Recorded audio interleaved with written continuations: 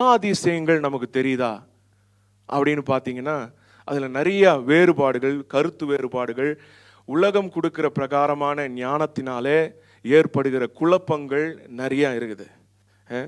நம்ம பார்க்குறோம் 1 பேதுரு 2ஆம் அதிகாரம் 1ஆம் வசனம், கர்த்தர் தயவுள்ளவர் என்பதை ருசித்து பாருங்கள் அப்படின்றது. எப்படி?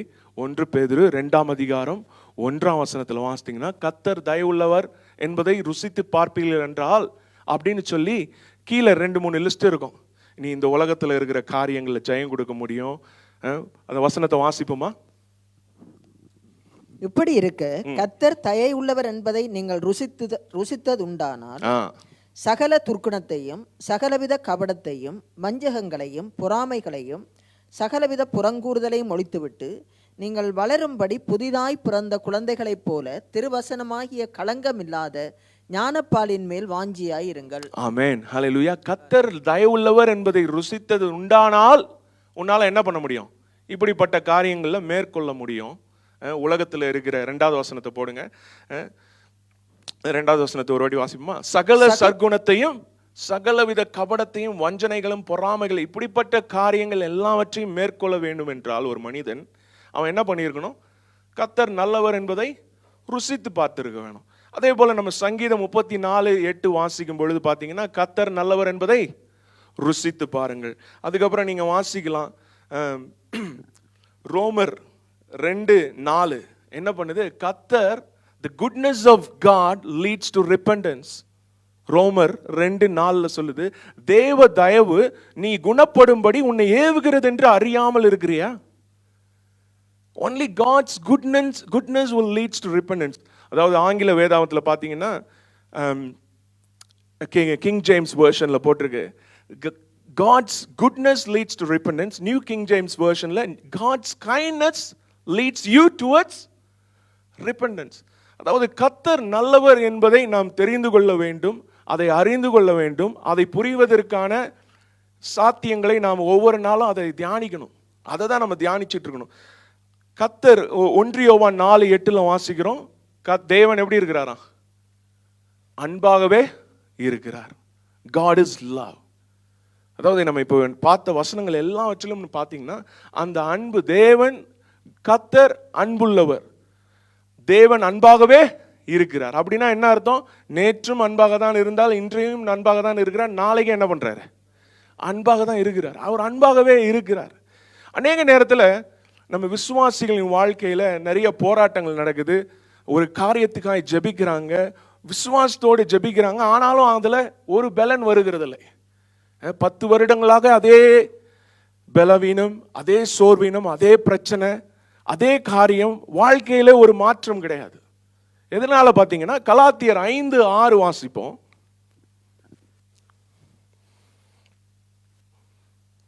Galatians 5:6.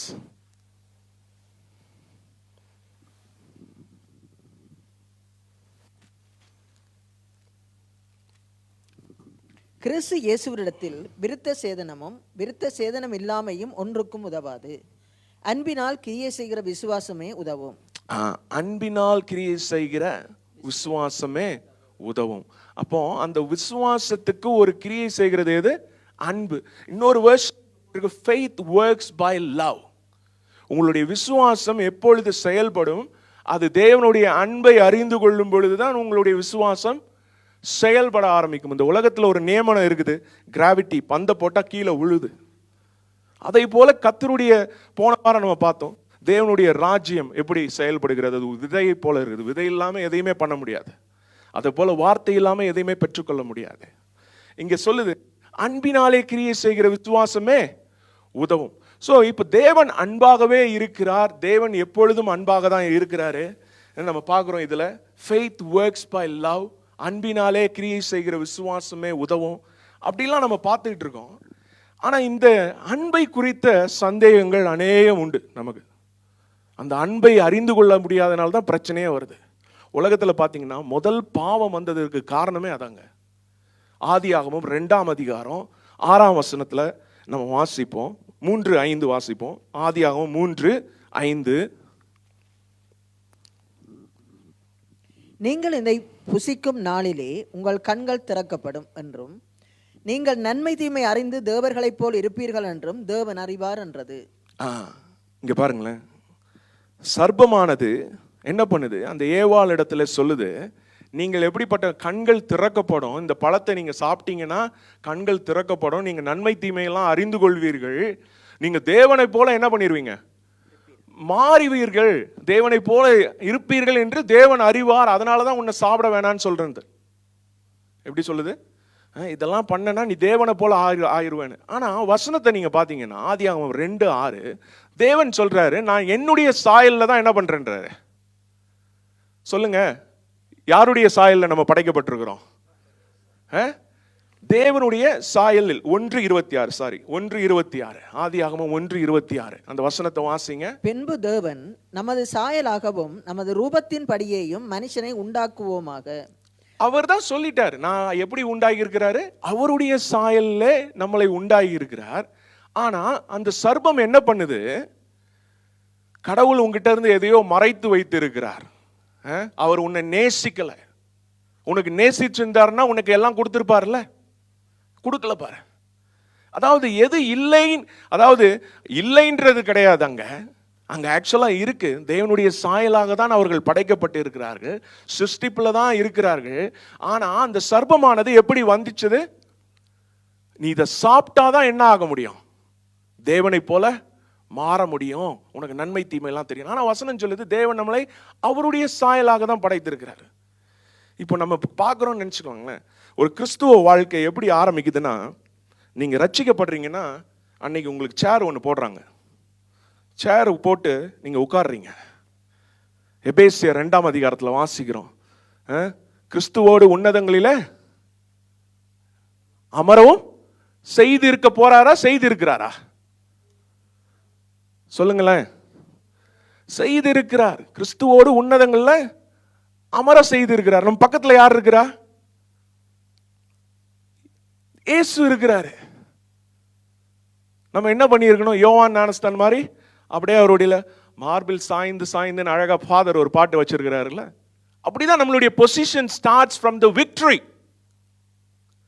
ஆனா நம்ம பாடுற பாடல்கள் சில நேரத்தில் எப்படி இருக்குது, நீங்க தான் ஏதாவது செய்யணும், நீங்க எனக்கு 10 காசு கொடுக்கணும். ஆனா நம்மளுடைய பொசிஷன் எங்க இருக்குது, உன்னதங்களிலே உட்கார செய்து இருக்கிறார், அவரோடு நம்மளை அமர செய்து இருக்கிறார், நமக்காக எல்லாவற்றையும் செய்து முடித்திருக்கிறார். ஆதியாகமத்தில் நீங்க பாத்தீங்கன்னா ஆதாம் ஏவாள் படைப்பதற்கு முன்னாடி என்ன இருந்துச்சு, எல்லாமே அவர்களுக்காக இருந்துச்சா இல்லையா? சிருஷ்டிக்கப்பட்டிருந்தது, தேவையான உணவு இருந்தது, தேவையான காற்று இருந்தது, பலன் இருந்தது, எல்லாமே உண்டாக்கப்பட்டு கடைசியா தான் யாரை படைத்தாரு, ஆதாமை படைத்தார். ஏவாள்லாம் பார்த்துக்கோங்களேன், நீங்க இன்னும் ஸ்பெஷல், லேடிஸ்லாம் இன்னும் ஸ்பெஷல். ஆதாமை படைச்சிட்டு அதுக்கப்புறம் தான் உங்களை படைக்கிறாரு, உங்களுக்கு இன்னும் ஒரு ஸ்பெஷல். உங்களுக்கு நான் சொல்றது புரியுதா? கர்த்தர் என்ன பண்ணார், சிருஷ்டிப்பின் தேவன் எல்லாவற்றையும் என்ன பண்ணாரு, முதல்ல சிருஷ்டித்தார், கடைசியாய் மனிதனை படைத்தார். நம்ம அதே போல மறுபடி பிறக்கும் பொழுது நம்மளை எங்க உட்கார வைத்திருக்கிறார், கிறிஸ்துவோட கூட உன்னதங்களே உட்கார வைத்திருக்கிறார். சோ நம்முடைய வாழ்க்கை, கிறிஸ்துவ வாழ்க்கை வெற்றியை நோக்கி அல்ல, வெற்றியில் இருந்து தான் தொடங்குகிறது. எத்தனை பேர் ஆமேன் சொல்ல முடியும்? ஆமேன். பலத்தை நோக்கி அல்ல, பலத்தில் இருந்து தான் நம்முடைய கிறிஸ்துவ வாழ்க்கை புறப்படுகிறது. ஸோ இதெல்லாம் தேவன் அன்பாகவே இருக்கிறார் அப்படின்ற அந்த கான்செப்ட் இருக்கணும். சில நேரத்தில் நம்ம நாங்கள் கொஞ்சம் தாழ்மையாக இருக்கிறோம்னு சொல்லிட்டு என்ன பண்ணுறோம், வேற மாதிரிலாம் ஜெபம் பண்ணுறோம், எனக்கு இதை பண்ணுங்க தாங்க அப்படின்னு. ஆனால் தாழ்மை அது கிடையாது. பாருங்களேன், தாழ்மை கர்த்தர் எனக்கு செய்திருக்கிறார், அதை பெரிது காட்டி என்னுடைய பிரச்சனையை சிறியதை காட்டுகிறதுனா அது தாழ்மை. அதுக்குரிய பாடல்களை பாடுவது தான் தாழ்மை. நீதிமொழிகள் 13:10 வாசித்தீங்கன்னா அகந்தை என்ன வருதான், அந்த வசனத்தை வாசிப்போம். நீதிமொழிகள் 13:10 அகந்தையினால் வாது பிறக்கும்னு இருக்கும்னு நினைக்கிறேன். வாசிங்க நீதிமொழிகள். அகந்தையினால் மாத்திரம் வாது பிறக்கும், ஆலோசனையை கேட்கிறவரிடத்திலோ ஞானம் உண்டு. அகந்தையினால் நீதிமொழிகள் 13:10 சொல்லுது, அகந்தையினால் என்ன பண்ணு மாத்திரம் என்ன பண்ணுதான், வாது பிறகுது, கோரல்ஸ், அந்த பிரச்சனைகள் எல்லாம் வருகிறது. நம்மளுடைய அகந்தை, அதாவது சில நேரத்தில் கர்த்தருடைய வசனம் இப்படி இருக்குது, நம்ம வெறுமையாய் உலக பிரகாரமான தாழ்மையை காட்டுறோம்னு சொல்லி கர்த்தருடைய வசனங்களை அவமாக்குகிறோம். ஸோ இப்போ நம்ம இதுவரைக்கும் பார்த்தது என்னன்னா, யார் கடவுள் என்பதை நோக்கி நம்ம பார்த்துக்கிட்டு இருக்கோம். தேவன் அன்பாகவே இருக்கிறார்னு சொல்லி பார்த்துட்டு இருக்கோம். அந்த அன்பு இல்லாதனால விசுவாசம் செயல்பட முடியலன்னு பார்த்துட்டு இருக்கோம். அதனால அநேக விசுவாசிகள் இன்னும் பல விண்ணப்பங்களுக்கு பதில் இல்லாமல் பிரச்சனைகளை சந்தித்து கொண்டு இருக்கிறாங்க பார்த்துட்டு இருக்கிறோம். எதனால நம்ம இப்படி நடக்குதுன்னா, அந்த சந்தேகம் வந்தது அவர்கள் கர்த்தருடைய அன்பை அறிந்து கொள்ள முடியாதபடினால. ஆதாமும் ஏவாளும் என்ன பண்ணாங்க? கர்த்தருடைய வார்த்தையை சந்தேகித்தார்கள். அதனால என்ன வந்துச்சு? பாவம் இந்த உலகத்திற்குள்ளே வந்தது. தேவனுடைய அன்பை ஒருத்தன் புரிஞ்சு கொள்ளலனா அவன் விழுவது நிச்சயம். தேவன் சிலுவையில செய்த காரியங்களை உணரலாமல் இருந்தா விழுகிறது நிச்சயம். உன்னுடைய வாழ்க்கை வெற்றியுள்ள வாழ்க்கையாய், வெற்றியுள்ள கிறிஸ்துவ வாழ்க்கையாய் இருப்பது கூடாத காரியம். அவர் செய்து முடித்த காரியத்தை நினைத்து அதுல தொடங்கிறது தான் கிறிஸ்துவ வாழ்க்கை. இப்போ நீங்க பாத்தீங்கன்னா, நம்ம ஆதியாகமத்திலிருந்து அப்படியே போக போறோம்.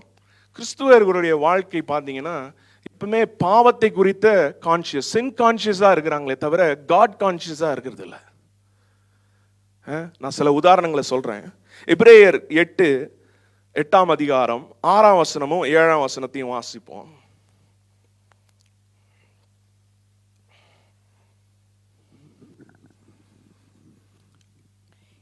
இவரோ விசேஷித்த வாக்குத்தத்தங்களின் பேரில் ஸ்தாபிக்கப்பட்ட விசேஷித்த உடன்படிக்கைக்கு எப்படி மத்தியஸ்தராய் இருக்கிறாரோ அப்படியே முக்கியமான ஆசாரிய ஊழியத்தையும் பெற்றிருக்கிறார். சோ மத்தியஸ்தராய் இருக்கிறார். இதை இயேசுவை குறித்து போட்டுட்டு இருக்குது.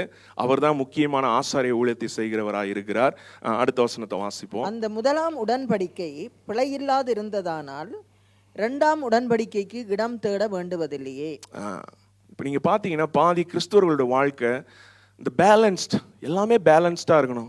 காஸ்பல்னாலும் அது பேலன்ஸ்ட் இருக்கணும். பேலன்ஸ்லாம் ஒன்றும் கிடையாது. ஒன்று புதிய உடன்படிக்கை, இல்லைன்னா என்னது பழைய உடன்படிக்கை. ரெண்டு தான் இருக்குது.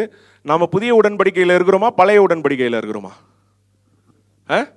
புதிய உடன்படிக்கை பிழை இல்லாது இருந்தால், அதில் சொல்லுது பாருங்க, அந்த முதலாம் உடன்படிக்கை பிழை இல்லாது இருந்ததனால் இரண்டாம் உடன்படிக்கை இடம் தேவையில்லையா.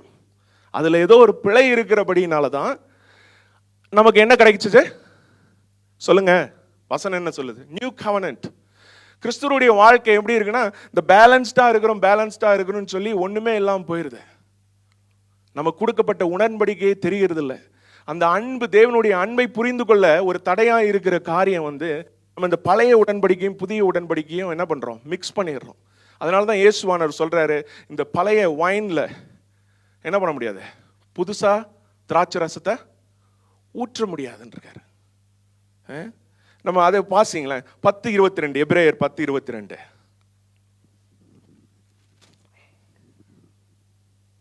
துர்மன சாட்சி, நீங்க தெளிக்கப்பட்ட இருதயம் உள்ளவர்களாயும் சுத்த ஜலத்தால் கழுவப்பட்ட சரீரம் உள்ளவர்களாயும் உண்மையுள்ள இருதயத்தோடும் விசுவாசத்தின் பூரண நிச்சயத்தோடும் சேரக்கடவோம்.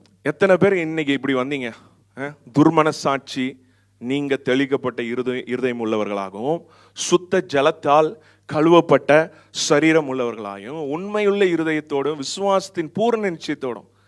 குற்ற மனசாட்சியோட வந்தீங்களா, இல்ல துர் மனசாட்சி நீங்கினவர்களால் வந்தீங்களா? வசனம் சொல்லுது அந்த எப்படி பண்ணணுமா? துர்மனசாட்சி நீங்கும்படியாய் கர்த்தர் என்ன பண்ணாரு? ஒரே தரம் சிலுவையில பலியானபடினால, நீங்க அதிகாரம் முழுசையும் போய் வீட்டுல போய் வாசிங்க, எபிரேயர் 10. அவர் என்ன சொல்றாரு? அந்த ஆட்டுக்கடா வெள்ளாட்டுக்கடா அவள பண்றதுனால என்ன ஆயிடுச்சு? அவங்களுடைய மனசாட்சி நீங்கள. எத்தனை தான் பண்ணாலும் வருஷம் என்ன பண்ணுவான்? போய் ஒவ்வொரு டைமும் அதே பலியை போய் செலுத்திக்கிட்டே இருப்பான். ஏன்னா அவனுடைய மனசாட்சி அதுல என்னது? குற்றம் சாட்டி கொண்டே இருந்தது. இங்க நம்ம வசனத்தை பார்க்கிறோம், இயேசுவானவரின் பலியினாலே துர்மனசாட்சி நீங்க தெளிக்கப்பட்ட இருதயம் உள்ளவர்களாகவும் சுத்த ஜலத்தால் கழுவப்பட்ட சரீரம் உள்ளவர்களாகவும் உண்மையுள்ள இருதயத்தோடு விசுவாசத்தின் பூரண நிச்சயத்தோடும் என்ன பண்ணுமா? சேர கடவோம். ஸோ நான் இங்க இப்போ ஒரு பாயிண்ட்டுக்கு நான் போயிட்டு இருக்கேன். அதாவது என்னன்னா, இப்போ யார் கடவுள்? அவர் எப்படிப்பட்டவர்? வேதத்தில் அவரை எப்படி காட்டுகிறது? அவர் எதற்காக புதிய உடன்படிக்கையை கொடுத்தார்? எதற்காக பழைய உடன்படிக்கை கொடுத்தார்? ரெண்டுத்துக்கும் வித்தியாசம் தெரியுமா? பாதி கிறிஸ்துவர்களுக்கு அது ரெண்டுத்துக்கும் வித்தியாசம் வந்து பைபிளில் நடுவில் ஒரு ஒயிட் பேஜ், அப்படிதானே? நியூ டெஸ்ட்மெண்ட்டுக்கும் ஓல்ட் டெஸ்ட்மெண்ட்டும் என்ன இருக்குது? ஒரு பிளாங்க் பேஜ் இருக்குது. அதுதான் வித்தியாசம் பாதி கிறிஸ்துவர்களுக்கு. அதில் ஒரு பெரிய வித்தியாசம் இருக்கிறது. அந்த வித்தியாசத்தை தெரிந்து கொள்ளும் பொழுதுதான் நம்மளுடைய வாழ்க்கை வெற்றியுள்ள கிறிஸ்துவ வாழ்க்கையாய் அமைந்து கொள்ளும். நம்ம இங்க ஒரு கால் அங்க ஒரு கால் வைத்து இருந்தோம்னா என்ன பண்ண முடியாது? வார்த்தையை அவமாக்குகிறோம். இப்ப நம்ம பார்க்க போறோம் ரோமர் 5:23 எடுத்து வாசிங்க. ரோமர் 5:23.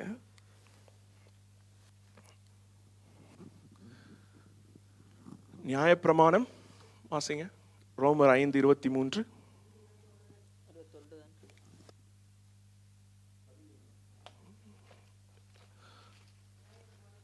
நியாயப்பிரமாணம் கொடுக்கப்படுவதற்கு முன்னும் பாவம் உலகத்தில் இருந்தது. நியாயப்பிரமாணம் கொடுக்கப்படுவதற்கு முன்னும் பாவம் உலகத்தில் இருந்தது. நியாயப்பிரமாணம் இல்லாதிருந்தால் பாவம் எண்ணப்பட மாட்டாது. எப்படிங்க? நியாயப்பிரமாணம் கொடுக்கறதுக்கு முன்னாடி எப்படி இருந்துச்சா? பாவம் உலகத்துல இருந்துச்சு. ஆனா நியாயப்பிரமாணம் கொடுக்காம இருந்துச்சுன்னா அந்த பாவம் அவங்களுக்கு மேல எண்ணப்பட்டு இருக்காது. அப்படின்னா எப்படின்னா, நீங்க இப்போ கடைக்கு போறீங்க, ஒரு கிரெடிட் கார்டில் பொருள் வாங்குறீங்க. ஆனா அந்த பொருளுக்குரிய காசு வந்து நீங்க அப்ப கெட்டல, அப்படிதானே? கிரெடிட் கார்டு யூஸ் பண்ணீங்கன்னா உங்களுக்கு தெரியும். ஒரு கிரெடிட் கார்டில் ஒரு பொருள் வாங்குறீங்க, அது என்ன, அது உங்க மேல அந்த அக்கௌண்ட்ல சேருதே தவிர ஆனா அது உங்க மேல அந்த நேரத்தில் நீங்க எதுவுமே கொடுக்கறது கிடையாது. அதே போலதான் இங்க பாத்தீங்கன்னா, நியாயப்பிரமாணம் கொடுப்பதற்கு முன்பு பாவம் உலகத்துல இருந்துச்சு. ஆனா நியாயப்பிரமாணம் இல்லைன்னா அது பாவம் என்ன போட்டிருக்கு? பாவம் என்று எண்ணப்படாது. இப்போ நீங்க சவுதி அரேபியாவுக்கு போனீங்கன்னா தான் அந்த சவுதி அரேபியாவோட ரூல் உங்களுக்கு என்ன ஆகும்? அஃபெக்ட் ஆகும், அப்ளை ஆகும். ஆஸ்திரேலியாவில் இருக்கும்போது தான் உங்களுக்கு ஆஸ்திரேலியன் ரூல்ஸ் அப்ளை ஆகும். ஆனால் நீங்கள் வசனத்தை பார்த்தீங்கன்னா, நியாயப்பிரமாணம் கொடுக்கறதுக்கு முன்னாடி பாவம் உலகத்தில் இருந்துச்சு. ஆனால் நியாயப்பிரமாணம் இல்லாதிருந்தால் பாவம் என்று எண்ணப்பட்டிருக்காது. முதல் 2000 வருஷத்துக்கு நியாயப்பிரமாணமே கொடுக்கல தேவன். 2000 வருஷம் கழிச்சு தான் நியாயப்பிரமாணம் என்ன ஆகுது? உலகத்துக்கு வருது. நீங்க பாத்தீங்கன்னா இந்த ஆதியாகமம் 3ஆம் அதிகாரம் 10ஆம் வசனத்துல வாசிப்போம்.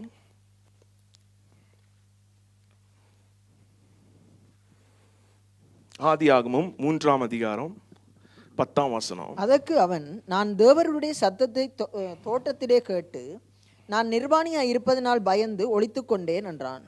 பாருங்க, பாவத்தை பண்ணிட்டாங்க. இங்க ஒரு பயத்துக்குரிய காரியம் நடக்குது. அதாவது என்ன பார்த்தீங்கன்னா, இந்த இடத்துல அவனுக்கு நிர்வாணமாய் இருக்கிறதே ஒரு பெரிய பயமான காரியமாய் தெரிகிறது. அந்த பாவத்தின் விளைவு அவனுக்கு முழுதாய் கர்த்தர் சொல்ல. இப்போ ஆதாமை கூப்பிட்டு தேவன் வந்து பாவத்தின் விளைவுகளை மொற்றமாய் சொல்லியிருந்தானா அந்த இடத்துல அவன் செத்து போயிருப்பான். ஏன்னா இந்த மாதிரி உன்னால வரப்போகிற எல்லா ஜனங்களுமே என்ன ஆயிர போறாங்க? பாவத்தின் பிடியில சிக்க போறாங்க. இந்த உலகத்துல கொலை வரப்போகிறது, வேசித்தனம், உபச்சாரம், என்னென்ன கன்றாவியான பாவங்கள் இதெல்லாம் உன்னால வரப்போகுது. First world war, second world war, third world war, எல்லாம் அவ்வளோ பெரிய பிரச்சனைகள் யாருனால வருது? ஆதாம்னால, அவன் செய்த பாவத்தினால வருது. ஆனா அதெல்லாம் அந்த இடத்துல அவர் வந்து எல்லாவற்றையும் அவனுக்கு காட்டல. அவன் காட்டி இருந்தாருன்னா என்ன பண்ணிருப்பான்? செத்து போயிருப்பான், மரித்து போயிருப்பான். இப்போ உங்களை வந்து ஒரு குடும்பத்தில் இருக்கிறீங்க, உங்களால தான் அந்த குடும்பத்திலே அவ்வளோ பிரச்சனை, இவ்வளோ குடும்பத்தில் நடந்ததுக்கும் இவ்வளோ பிரச்சனை இவர் தான் சொல்லும் பொழுது என்ன ஆகும் உங்களுடைய மனநிலை? அந்த இடத்துல இந்த உலகத்தில் வருகிற அழிவுகள், நீங்க உங்களுக்கு பலவீனமா இருக்கா, அதுக்கெல்லாம் காரணம் எங்க இருந்து வந்துச்சு? ஆதாம் இடத்துல இருந்து வந்துச்சு. உங்களுக்கு ஒரு பிரச்சனை இருக்கா, உங்களுக்கு ஒரு குழப்பம் இருக்கா, உங்களுக்கு ஒரு கேள்விகள் இருக்கிறதா, இதுக்கு எல்லாமே காரணம் ஆதாம் இடத்திலிருந்து வந்தது. அதனால அவன் ஒளிந்து இருக்கிறான். அவன் ஒளிந்து இருக்கிறதுக்கு காரணம் வந்து அவன் நிர்வாணியா இருக்கிறான் என்று அறிந்தது மாத்திரம்தான். ஆனா நீங்க பாத்தீங்கன்னா அந்த இடத்துல கர்த்தர் அவர்களோடு இடைப்பட்டு கொண்டுதான் இருந்தார். அவர்களை வந்து வெளியில, தோட்டத்தை விட்டு வெளியில அனுப்புனாரு. அந்த பாவத்தின் விளைவுகளை அவர்கள் சந்திக்க வேணும்.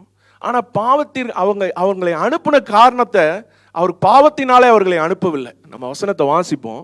ஆதியாகமம் 3ஆம் அதிகாரம் 22, 24. பின்பு தேவனாகிய கர்த்தர், இதோ மனுஷன் நன்மை தீமை அறியத்தக்கவனாய் நம்மில் ஒருவரைப் போல் ஆனான்.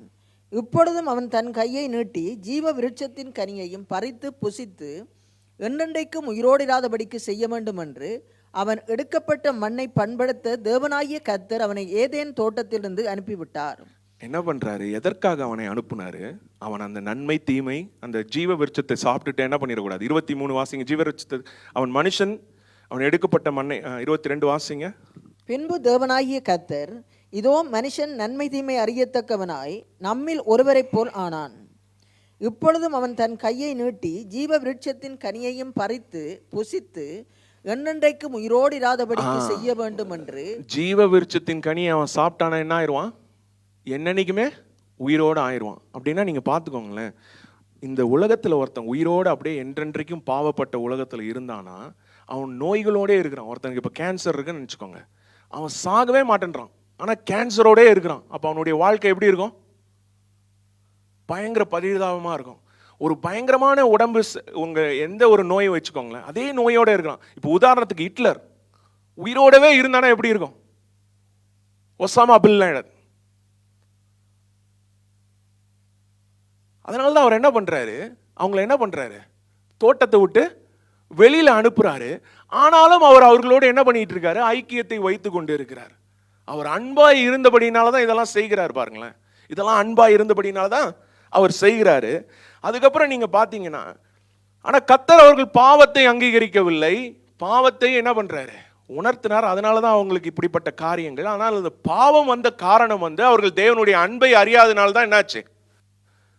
அந்த இடத்துல பாவம் வந்தது.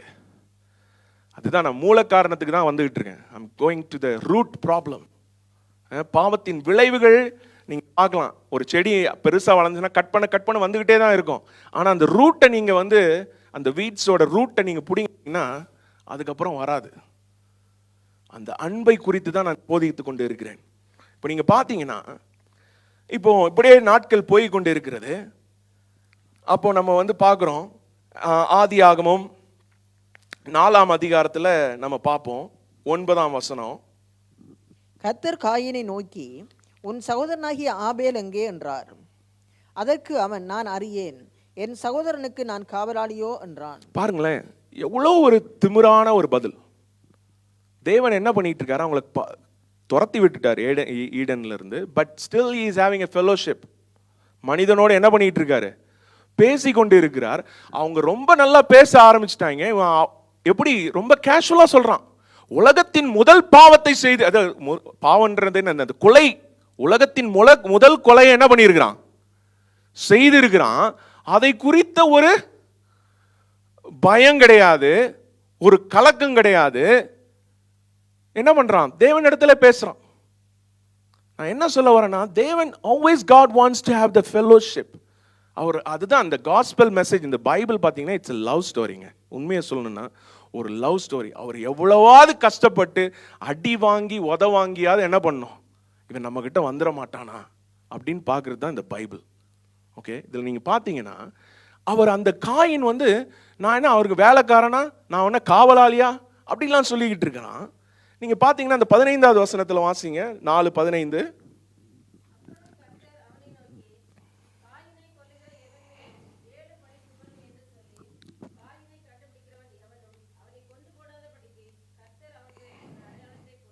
இங்க பாருங்களேன், கர்த்தர் என்ன பண்றாரு? 4:15 சொல்லுது, காயினை கொல்றவன் எவன் மேலாம் என்ன பண்றாராம்? அவனுக்கு என்ன வரப்போதான்? 7 பழி சுமரமா. அங்க பாருங்களேன், முதல் கொலையை செய்தவனுக்கு அவர் என்ன கொடுக்கிறாரு? கிருபையை காட்டுறாரு, மன்னிக்கிறாரு. அதனால அவர் செஞ்சதை அங்கீகரிக்கிறார்ன்றது அர்த்தம் கிடையாது. அவர் என்ன பண்றாரு? அவனை மன்னிக்கிறார், கிருபையா இரக்கமாய் மன்னிக்கிறாரு. அதுக்கு மேல ஒரு அடையாளத்தை வேற போடுறாரு. ஏன்னா அங்க இருக்கிறவங்க எல்லாமே அவங்க குடும்பத்துக்காரங்க தான். ஏன்னா ஆதாமோட குடும்பம் தான் சுத்தி இருக்குது. குடும்பத்தில் ஒருத்தனை கொண்டுட்டானா மற்றவங்க சும்மா விட்டுருவாங்களா? என்ன பண்றாங்க? அந்த இடத்துல அவர் கிருபையா இறங்குறாரு. ஆனா மனிதர்கள் என்ன பண்றாங்க? அவர் கிருபையா இறங்கினதை என்ன பண்றாங்க? அதை அவர்கள் தவறாக புரிந்து கொண்டு ஏதோ கர்த்தர் தான் இதெல்லாம் அலோவ் பண்றாருன்னு சொல்லி காரியங்கள் நடக்க ஆரம்பிக்கிறது. இந்த உலகத்துல ஒண்ணு ஒண்ணா நடக்குது. இப்ப நம்ம வாசிப்போம். ஆதியாகமம் 4ஆம் அதிகாரம் 23, 24 வாசிங்களேன். லாமேக்கு தன் மனைவிகளை பார்த்து, ஆதாளே சில்லாளே, நான் சொல்வதை கேளுங்கள். லாமேக்கின் மனைவிகளே, என் சத்தத்துக்கு செவி கொடுங்கள். எனக்கு காயமுண்டாக ஒரு மனுஷனை கொன்றேன். இங்க பாருங்க, இது வந்து அவனோட சங்கதிக்கு அப்புறம் வர சங்கதிகள். லாமேக் அப்படின்னு ஒருத்தன் இருக்கிறான். அவனுக்கு ரெண்டு பொண்டாட்டி. இதையும் கடவுள் அங்கீகரிக்கல. அவன் பாட்டுக்கு நினைச்சதை செஞ்சுக்கிட்டு இருக்கான். 2 பொண்டாட்டி. இதுல ஒருத்தனை கொலை பண்ணிடுறான். கொலை பண்ணிட்டு இப்ப பாருங்களேன், அடுத்த வசனத்தை சொல்றான் பாருங்க எப்படி இருக்குன்னு. 24 வாசிங்க. காயனுக்காக 7 பழி சுமருமானால் லாமேக்குக்காக 77 பழி சுமரும் என்றான். லாமேனுக்காக என்ன வருமா? 77 பழி சுமரும். தேவன் சொன்னாரா? அவர் சொல்லல. ஆனா நீங்க பாத்தீங்கன்னா இவங்க என்ன பண்ணிட்டு இருக்காங்க,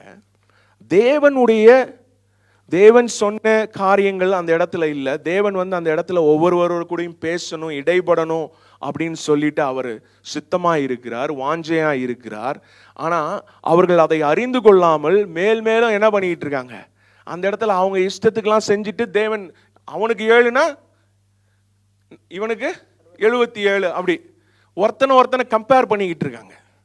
இப்படிதான் போது பாருங்களேன். பழைய ஏற்பாட்டு நீங்க பாத்தீங்கன்னா நியாயப்பிரமாணம் கொடுக்கிற வரைக்கும் என்னன்னா, அவன் பண்ணான்ல, அவனுக்கு அங்கீகரிச்சாங்கல்ல, அவனை தப்பிக்க விட்டார்ல. அப்ப என்ன, கர்த்தர் எதுவுமே அங்க ஒண்ணுமே பண்ணல. ஆனா இவங்களாம் என்ன பண்றாங்க, ஒவ்வொருத்தையும் இன்னொருத்தனையும் கம்பேர் பண்ணிக்கிட்டு இருக்காங்க. முதல் 2000 வருஷத்துக்கு நியாயப்பிரமாணமே கொடுக்கல. அப்படி கொடுக்கணும்னா தேவன் என்ன பண்ணிருக்கலாம், ஆதாம் கிட்டே கொடுத்துருக்கலாம். நியாயப்பிரமாணத்தை கொடுக்கல. நீங்க பாத்தீங்கன்னா இப்படியே உலகம் போயிட்டு இருக்கு. அதுக்கப்புறம் நோவாவுடைய காலம் வருது, நோவாவுடைய காலம். அந்த இடத்துல பாத்தீங்கன்னா ஒரே கேன்சர் மாதிரி ஆயிடுச்சு. இப்போ ஒருத்தங்களுக்கு காலில் ஒரு பெரிய கேன்சர் வந்துருச்சுன்னா என்ன பண்ணிடுவாங்க, அந்த காலை என்ன பண்ணிடுவாங்க, வெட்டிடுவாங்க. அது வெட்டுறது எதற்காக? அதனால அந்த மனுஷன் உயிர் சேவ் ஆயிரும். அது மாதிரி பாத்தீங்கன்னா ஹியூமன் ரைஸ் வெண்ட் கிரேசி. கேவலமான காரியங்கள் நீங்க பாத்தீங்கன்னா வாயில சொல்ல முடியாத அருவருக்கத்தக்க காரியங்களை செய்ய ஆரம்பித்து கொண்டிருந்தார்கள். அப்போதான் அந்த நோவாவின் காலம் வந்தது. அங்க என்ன பண்றாரு, தேவனுக்கு நோவாவுக்கோ கிருபை கிடைத்தது. அங்கேயே என்ன பண்றாரு, கிருபை கிடைத்தது. அதன் மூலமாக இந்த மனித குலம் பாதுகாக்கப்பட்டது. மற்றவர்கள்லாம் எதற்கு அழைக்கப்பட்டார்கள், இந்த மனித குலம் பாதுகாக்கும்படியாய். இந்த மனித குலத்துல பாதுகாக்க முடியலன்னா என்ன கிடைக்காது, ஒரு கன்னி மரியாள் வர முடியாது. தேவன் மனுபுத்திரனா இந்த உலகத்துக்குள்ள வர முடியாது. அவர் படைத்த சிருஷ்டிகள் நம்மளை காக்கணும்னா யார் வரணும், மேசாயா வரணும். அவர் வரணும்னா இவங்கெல்லாம் என்ன தெரியுமா காரியங்கள் பண்ணிட்டு இருந்தாங்க. நீங்க வீட்டில் போய் வாசிங்க. லேவியராகவும் 18, 24, 27, உபாகம் 12, 31 அதெல்லாம் நீங்க பார்த்தீங்கன்னா வாய் கூசும், கண்ணு எல்லாம் அசிங்கமா இருக்கும். அவங்க வந்து மாடோட, மனுஷன் வந்து மிருகத்தோடு சயனித்து கொண்டு இருந்தான். அப்படிப்பட்ட பாவங்கள் அவங்க எல்லாம் செஞ்சிட்டு இருந்தாங்க. அந்த இடத்துல பார்த்தீங்கன்னா நோவாவின் காலம் கடைசி காலத்தை போல இருக்குன்னு சொல்லியிருக்கிறார் இயேசுவானவர் சொன்னார். இன்னும் நம்ம அந்த ஸ்டேஜுக்கு வரல. ஆனால் இப்போ உங்களுக்கு தெரியுதா எப்படி உலகம் போய் கொண்டு இருக்கிறதுன்னு? பார்க்குறீங்களா? செய்தியெல்லாம் கேட்குறீங்களா? ஏசிடியில் என்ன நடக்குது, உங்களை சுற்றி என்ன நடக்குது? நம்ம இன்னும் அந்த எக்ஸ்ட்ரீமுக்கு போகலை. ஆனால் நோவாவின் காலத்தில் அதெல்லாம் இன்னும் கேவலமாய் மோசமாய் இருந்து கொண்டு இருந்தது. ஆனால் கர்த்தர் திரும்பவும் என்ன பண்ணுறாரு, மோசே இடத்துல பேசும்படியாய் என்ன பண்ணுறாரு, வருகிறார். யாத்திராகம் 3, 12, 18 வாசிங்கன்னா அவர் வந்து இஸ்ரவேல் மக்களை என்ன பண்றாரு, தெரிந்து கொள்கிறார். அவர்கள் அடிமைத்தனத்தில் இருக்கிறாங்க. அந்த இடத்துல என்ன பண்றாரு, அவர்களை தன்னை ஆராதிக்கும்படியாய் ஒரு ஜாதியை தெரிந்து கொள்ளும்படியா இது பண்றாரு. நம்ம வாசிப்போம். அதற்கு அவர், நான் உன்னோட இருப்பேன், நீ ஜனத்தை எகிப்திலிருந்து அழைத்து வந்த பின் நீங்கள் இந்த மலையில் தேவனுக்கு ஆராதனை செய்வீர்கள். நீங்கள் இந்த மலையில் தேவனுக்கு ஆராதனை செய்வீர்கள். ஆராதனை செய்வீர்கள். அவர் ஆராதிக்கும்படியா. He wants to have a fellowship. So நீங்க பார்த்தீங்கன்னா இந்த கடைசியில் இருந்து நம்ம ஆதி ஆமத்திலேருந்து பார்த்துக்கிட்டு வரோம். தேவன் அந்த இடத்துல என்ன பண்றாரு, மீண்டும் மீண்டும் வருகிறார். எதற்காக வருகிறார், தன்னோடு மனிதனை சேர்த்து கொள்ளும்படியாய், மனிதனோடு உறவாடும்படியாய் வருகிறாரு. அந்த இடத்துல நீங்க பார்த்தீங்கன்னா 1 யாத்திராகமம் 20 19 நீங்க வாசிங்க. யாத்திராகம் 20:19. மோசேயை நோக்கி, நீர் எங்களோடு பேசும், நாங்கள் கேட்போம், தேவன் எங்களோடு பேசாது இருப்பதாக. தேவன் என்ன பண்றாரு, அந்த மலையில மோசேயோட பேசுற மாதிரி மக்களோடையும் பேசணும்னு ஆசைப்படுறாரு. ஆனா மக்கள் என்ன சொல்றாங்க, தேவன் எங்களோடு பேசாது இருப்பதாக, பேசினால் நாங்கள் செத்து போவோம். அவர் எல்லாரோடையும் பேசணும், அந்த உறவை புதுப்பித்துக் கொள்ளணும், அதெல்லாம் பண்ணணும்னு ஆசைப்படுறாரு. ஆனா அங்க எதுவுமே நடக்கல. நம்ம இது வரைக்கும் எது பார்த்துட்டு இருக்கோம்னா, we gonna get into the subject. நான் என்ன உங்களுக்கு ஒரு இன்ட்ரோடக்ஷன் தான் சொல்லிக்கிட்டு இருக்கேன். என்ன நடந்துச்சு இது வரைக்கும் என்ன நடந்துச்சு, ஆதியாமத்துல இருந்து நம்ம இது வரைக்கும் பார்க்குறோம். தேவன் அன்பாகவே இருக்கிறார். ஒவ்வொரு முறையும் அவங்க விழும் பொழுதும் என்ன பண்றாரு, அவர் போற ஐக்கியத்தை புதுப்பிக்கும்படியாய் போகிறார். ஆனா உலகத்துல பெரிய பாவங்கள், கொடூரங்கள் எல்லாம் நடந்து மனித குலமே அழிந்து போகும் நிலைக்கு வந்தபோது அவர் என்ன பண்றாரு, கிருபையாய் நோவாவின் குடும்பத்தை என்ன பண்றாரு, காத்து கொள்கிறார். அந்த இடத்துல அவர் அன்பின் நிமித்தமாக தான் எல்லாத்தையும் செய்து கொண்டே இருக்கிறார். நிறைய கிறிஸ்துவர்களுக்கு என்னன்னா, பழைய ஏற்பாட்டில் தேவன் பயங்கரமா இருப்பார், புதிய ஏற்பாட்டில் வேற. அப்படி கிடையாது. தேவன் எப்படி இருக்கிறார், எப்பவுமே அன்பாகவே தான் இருக்கிறார். இப்போ நம்ம பார்க்கும் பொழுது நீங்க பார்த்தீங்கன்னா 1 சாமுவேல் 8:7 நம்ம வாசிக்கும் பொழுது சாமுவேல் கிட்ட சொல்றாரு, உன்னை ரிஜெக்ட். அப்பொழுது கர்த்தர் சாமுவேலை நோக்கி, ஜனங்கள் உன்னிடத்தில் சொல்வதெல்லாவற்றிலும் அவர்கள் சொல்லை கேள். அவர்கள் உன்னை தள்ளவில்லை, நான் அவர்களை ஆளாதபடிக்கு என்னைத்தான் தள்ளினார். திரும்பவும் வராரு தேவன், என்ன பண்றாரு, நம்ம இவர்களை ஆளுவோம், அரசாளுவோம் அப்படின்னு. அப்பவும் என்ன பண்றாங்க, இவங்க எங்களுக்கு ஒரு ராஜா வேணும், உலகத்துல இருக்கிற மாதிரி எங்களுக்கும் என்ன வேணும், ஒரு ராஜா வேணும்னு சொல்லி திரும்பவும் என்ன பண்ணிடுறாங்க, தேவனை தள்ளினார்கள், என்னைத்தான் தள்ளினார்கள். ஏன்னா அவங்களுக்கு அந்த அன்பு புரியல பாருங்க. நான் அதுக்கு தான் வந்துகிட்டே இருக்கிறேன், வருவேன் உள்ளார. அதாவது there is a difference between an old covenant and the new covenant. புதிய உடன்படிக்கைக்கும் பழைய உடன்படிக்கைக்கும் ஒரு வித்தியாசம் உண்டு. நம்ம பார்க்க போறோம். சில இடத்துல பார்த்தீங்கன்னா கர்த்தர் ஒரு காரியத்தை பனிஷ்மெண்ட் தருகிறார், அந்த இடத்துல நடக்குது. அதாவது நம்ம பார்த்த நோவாவின் காலத்தில். ஆனால் நான் உங்களுக்கு அதுக்கு விளக்கத்தை சொன்னேன், எதனால அவர் நோவாவின் குடும்பத்தை காத்தாரு, மற்றவர்களை எல்லாம் அவர்கள் என்ன பாவத்தில் இருந்தாங்க, எப்படிப்பட்ட காரியங்கள்லாம் செய்துட்டு இருந்தாங்கன்னு. நீங்க இப்ப பாத்தீங்கன்னா, நான் உதாரணத்துக்கு சொல்றேன், எப்படி தேவன் பழைய ஏற்பாட்டிலே செயல்படுகிறார், எப்படி புதிய உடன்படிக்கையிலே செயல்படுகிறார்ன்றதுக்கு நான் ஒரு உதாரணத்தை காட்டிக்கொண்டு நான் மற்ற இடத்துக்கு நான் போறேன். 2 ராஜாக்கள் 1ஆம் அதிகாரத்துல ஒரு ஆகாப்புன்னு ஒரு ராஜா இருந்தான். ஆகாப் ராஜா தெரியுமா? அவனை மாதிரி ஒரு மோசமான ராஜா இஸ்ரவேல்ல கிடையாது. அவனுக்கு ஒரு பையன் அகசிய ராஜா. அவன் என்ன பண்றான், மாடியில இருந்து விழுந்துடுறான். அவன் தேவனிடத்துக்கு போகாம, இஸ்ரவேலின் தேவனிடத்துக்கு போகாம மற்றவன் இடத்துல போய் கேட்கிறான், நான் பிழைப்பேனான்னு. நீங்க வாசிங்க 2 ராஜாக்கள் 1ஆம் அதிகாரம் 2ஆம் வசனம் என்ன பண்ண சொல்லுது. அகசியா சமாரியாவில் இருக்கிற தன் மேல் வீட்டிலிருந்து கிராதியின் வழியாய் விழுந்து வியாதிப்பட்டு, இந்த வியாதி நீங்கி பிழைப்பேனா என்று எக்ரோனின் தேவனாகிய பாகாசெபூடத்தில் போய் விசாரியுங்கள் என்று ஆட்களை அனுப்பினான். பாருங்க, யாருக்கிட்ட போய் ஆட்களை அனுப்புறான்? அவன் யார்? இஸ்ரவேலின் கோத்திரத்தான். அவன் போய் ஒரு அந்நிய தேவனிடத்துல போய் என்ன பண்றான், ஆள் அனுப்புறான். மீண்டும் அவனுக்கு என்ன தெரியல, தேவனுடைய அன்பு அவனுக்கு தெரியல. சோ நீங்க பாத்தீங்கன்னா 6ஆம் வசனத்துல போட்டிருக்கு, அதற்கு அவர்கள், ஒரு மனுஷன் எங்களுக்கு எதிர்பட்டு வந்து, நீங்கள் உங்களை அனுப்பின ராஜாவினிடத்தில் திரும்பி போய், இஸ்ரவேலிலே தேவன் இல்லை என்றா நீ எக்ரோனின் தேவனாகிய பாகால் செபுவினிடத்தில் விசாரிக்க போகிறாய். இதன் நிமித்தம் நீ ஏறின கட்டிலிருந்து இறங்காமல் சாகவே சாவகாய் என்று கர்த்தர் சொல்லுகிறார் என்பதை அவனோடே சொல்லுங்கள் என்றான் என்று சொன்னார்கள். பாருங்க, எலியா போய் என்ன பண்றாரு, இவர் போறாரு, போய் ஆள் அனுப்பி இந்த ஊருக்கு போய் இன்னொருத்தர் இவங்கிட்ட போய் கேட்போம், நம்ம பழைப்போமா அப்படின்னு சொன்ன உடனே எலியா போய் நடுவில் கர்த்தர் அனுப்புறாரு எலியாவை. நீ என்ன இல்லாம எங்க போற, இன்னொரு தெய்வத்துக்கிட்ட போற, நீ என்ன பண்ண போற, கட்டில இருந்து இனி வரப்போறதே கிடையாது, நீ சாக போற அப்படின்னு சொன்ன உடனே ஆளுங்கெல்லாம் திரும்ப வந்துட்டாங்க.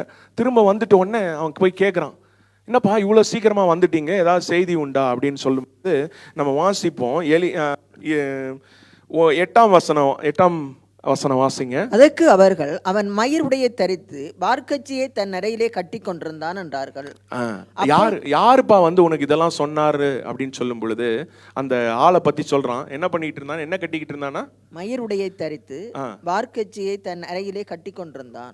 அடுத்தது வாசிங்க. அப்பொழுது அவன் திஸ்பியனாகிய எலியாதான் என்று சொல்லி, பாருங்க, அவன் முடிவு பண்ணிட்டான். அவன் வந்து சொல்றான், இப்போ நான் போகும்போது ஒருத்தன் இதெல்லாம் அவனுக்கு ரொம்ப வளர்ந்து இருந்துச்சு, அவன் போட்டிருக்க சட்டை இதெல்லாம் வந்து என்ன எப்படி இருக்கு, வித்தியாசமா இருக்கிறது அப்படின்னு சொன்னே இவன் கண்டுபிடிச்சிட்டான் எலியா தான். அந்த காலத்துல எலியா தான் ஃபேஷன் டிசைனர் போல. அவனோட ட்ரெஸ்ஸிங் சென்ஸை பார்த்த உடனே என்ன ஆயிடுச்சு, இவங்களுக்கு தெரிஞ்சிருச்சு அது எலியா தான். எலியா என்ன பண்றான், சொல்றான், சொல்லிட்டு நீ வந்து என்ன பண்ண போற, சாக போற அப்படின்னு அந்த அந்த காவலாளிகள் கிட்ட சொல்றான். இந்த மாதிரி அவன் போய் என்னதான் கேட்டாலும் செத்துருவான் அப்படின்னு உடனே இவங்க திரும்பவும் போறாங்க. போன உடனே இந்த மாதிரி நடந்துச்சு, எங்களை ஒருத்தன் தடுத்தான், அவனுக்கு தாடிலாம் இருந்துச்சு, அவன் இப்படி சட்டெல்லாம் போட்டுருந்தான்னு சொன்ன உடனே அவன் கண்டுபிடிச்சிட்டான் இது எலியா தான் சொல்லியிருக்கிறான் அப்படின்னு சொன்ன உடனே இவன் எலியாக்கு ஆள் அனுப்புறான். பாருங்களேன், எலியாக்கு ஆள் அனுப்பின உடனே ஒரு 50 சோல்ஜர்ஸ் அவனுக்கு ஒரு தலைவனோட வராங்க. அதாவது நீங்க வாசிங்க 2 ராஜாக்கள் 1:15 வாசிங்க. அப்பொழுது கர்த்தருடைய தூதன் எலியாவை நோக்கி, அவனோட கூட இறங்கி போ. நீங்க 9:10 வாசிச்சுட்டு இது வாசிங்க. அவனிடத்துக்கு ஒரு தலைவனையும் அவனுடைய 50 சேவகரையும் அனுப்பினான். மலையின் உச்சியில் உட்கார்ந்திருக்கிற அவனிடத்தில் இவன் ஏறி போய், தேவனுடைய மனுஷனே, ராஜா உன்னை வர சொல்லுகிறார் என்றான். அப்பொழுது எலியா அந்த 50 பேரின் தலைவனுக்கு பிரதியுத்தரமாக, நான் தேவனுடைய மனுஷனானால் அக்கினி வானத்திலிருந்து இறங்கி உன்னையும் உன் 50 பேரையும் பட்சிக்க கடவது என்றான். உடனே அக்கினி வானத்திலிருந்து இறங்கி 50 பேரையும் பட்சித்தது. அதாவது நான் என்ன சொல்ல வரேன்னா, இங்க பாத்தீங்கன்னா 2 செட் ஆஃப் சோல்ஜர்ஸ் அனுப்பான். முதல் 50 பேரும் ஒரு தலைவனும் வராங்க. ஒண்ணுமே பண்ணலங்க, கூப்பிடுறாங்க, அரசர் கூப்பிடுறாரு வாப்பான்னு.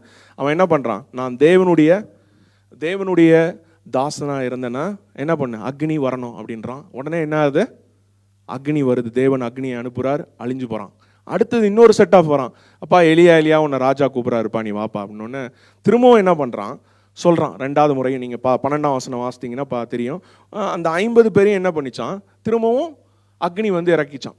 ஸோ மொத்தம் 102 பேர் அந்த அக்னியில என்ன பண்ணிட்டாங்க, செத்துட்டாங்க. 3வது வாட்டியும் ஒரு செட்டு வருது. அவங்க ரொம்ப புத்திசாலி போல. 3வது வாட்டியும் என்ன பண்றாங்க, அனுப்புறான் அந்த ராஜா. அனுப்பி இந்த மாதிரி உன்னை அரசர் கூப்பிடுறாரு வாப்பா அப்படின்னு சொல்லும் பொழுது தேவதூதன் வந்து அந்த இடத்துல சொல்றப்பா, நீ எதுக்கு பயப்படுற, நீ போ அப்படின்னு சொல்றாங்க. ஸோ இந்த இடத்துல நான் உங்களுக்கு எப்படி காட்டுறேன்னா, இந்த பழைய ஏற்பாட்டில் நீங்க பார்க்கும் பொழுது நிறைய இடத்துல அக்னி வந்துச்சு, வியாதிகள் வந்தது, இந்த மாதிரி காரியங்கள்லாம் நடந்துச்சு. இந்த இடத்துல வந்து அந்த அக்னி தேவனிடத்துல இருந்து வந்தது தான் வசனம் போட்டிருக்கு. அது பிசாசின் இடத்துல இருந்து வந்ததெல்லாம் போடல. தேவன் தான் என்ன பண்றாரு, பட்சிக்கிற அக்னியை அனுப்புறாரு. ஆனா அது என்ன காலத்துல நடந்தது, பழைய உடன்படிக்கையின் காலத்துல நடந்தது. அது தேவனுடைய விருப்பம்னா கூட எனக்கு தெரியல. ஏன்னா எலியா அந்த நியாயப்பிரமாணத்தின்ல என்ன இருக்கோ அதை வைத்து அவன் கேட்டுக்கொண்டு இருந்தான். அதை கேட்ட உடனே எல்லாம் வந்துச்சு. 3வது வாட்டி அவரே சொல்றாரு, தம்பி போதும்பா, நீ என்ன பண்ணு போ அப்படின்னு. ஆனா இதே சம்பவம் திரும்பவும் புதிய ஏற்பாட்டில் நடக்குது பாருங்களேன். நீங்க பாத்தீங்கன்னா லூக்கா 9ஆம் அதிகாரம் 51ஆம் வசனத்துல நம்ம வாசிப்போம். இங்க 2 பேர் இருக்கிறாங்க, சமாரியர் கூட்டம் இருக்குது, அப்புறம் யூதர்கள் இருக்கிறாங்க. உங்களுக்கு தெரியும், சமாரியர் இடத்துல இயேசுவானவர் ஊழியம் செய்தார். அந்த இடத்துல ஒரு பொண்ணு கிணத்துக்கடியில வந்துச்சு, நான் இருக்கா, அது போய் ஊர் ஃபுல்லா என்ன பண்ணிச்சு, தேவனை பற்றி சொல்லி அந்த சமாரியா ஃபுல்லாவே என்ன பண்ணிட்டாங்க, தேவனை அறிந்து கொள்றாங்க. ஆனா அந்த சமாரிய மக்கள் இப்போ தெரியுது, கிறிஸ்துவானவர் அவர்களை விட்டு போய் எங்க போறாரு, எருசலேமுக்கு போய் அவர்களுடைய ஜனங்கள் யூதர்களோட கர்த்தரை தொழுது கொள்வார்கள்ன்ற செய்தி இவங்களுக்கு கேட்ட உடனே இவங்களுக்குலாம் கோபம் வந்துருச்சு பாருங்களேன். லூக்கா 9:51 வாசிங்க. பின்பு அவர் எடுத்துக்கொள்ளப்படும் நாட்கள் சமீபித்த போது அவர் எருசலேமுக்கு போக தமது முகத்தை திருப்பி, அவர் போக பார்க்கிறாரு. நம்ம இப்போ 53 வாசிங்க. அவர் எருசலேமுக்கு போக நோக்கமாய் இருந்தபடியினால் அவ்வூரார் அவரை ஏற்றுக்கொள்ளவில்லை. அவர் எருசலேம் போறதுக்கு இவங்களுக்கு பிடிக்கல பாருங்க. ஒரு ரேஷியல் பிரச்சனை, அதாவது சமாரியருக்கும் யூதர்களுக்கும் என்ன ஆச்சு, ஒரு பெரிய பிரச்சனை ஓடிக்கிட்டு இருக்கு. சமாரியர்கள்லாம் கலப்படப்பட்டவர்கள், அதாவது யூதர்களும் அந்நிய மக்களும் கலந்தவர்கள் தான் அந்த சமாரிய மக்கள். யூதர்கள் அவங்கள ஒதுக்கி தான் வைத்திருந்தார்கள், அவங்களை வெறுத்து வைத்திருந்தார்கள். அங்க என்ன நடக்குது, 2 இனத்துக்கும் ஒரு பிரச்சனை. நீங்க எலியாவோட சம்பவத்தை பார்க்கறதுக்கும் இதுல பார்க்கறதுக்கும் நிறைய வித்தியாசம் இருக்குது. எலியாவுக்கு இவ்வளவு பெரிய பிரச்சனை எல்லாம் கிடையாது. இங்க ஒரு பெரிய பிரச்சனை, அதாவது ஒரு சாதி பிரச்சனைன்னு வச்சுக்கோங்களேன். ஒரு ஜாதி பிரச்சனை நடக்குது. அந்த இடத்துல ஒரு பிரச்சனை நடக்கும்போது ஊரார் அவரை ஏற்றுக்கொள்ளவில்லை. இப்ப அடுத்த வசனத்தை வாசிங்க.